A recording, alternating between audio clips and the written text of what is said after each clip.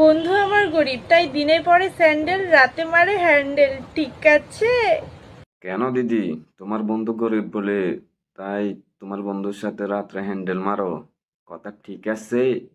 So hey guys, এগুলো কি বলতো? এগুলো এগুলো হইলো মালটা।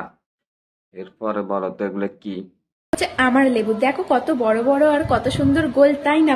হ্যাঁ, অনেক সুন্দর, কিন্তু তোমারগুলো তো ছোট ছোট, এগুলো একটু বড়। আর হ্যাঁ, এই লেবুগুলোর দাম কিন্তু 6 কোটি টাকা, বুঝেছো? তোমরা যদি কেউ দুইটা লেবুর দাম যদি 6 কোটি টাকা হয়, তুমি তো তাইলে গ্রাহক পাইতা না। তাহলে তোমার লেবু এগুলার দাম বেশি চাইতেছো।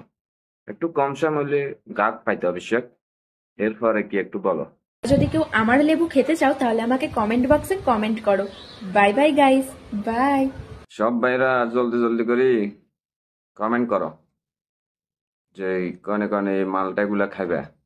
জলদি করে কমেন্টে লিখি পাঠাও।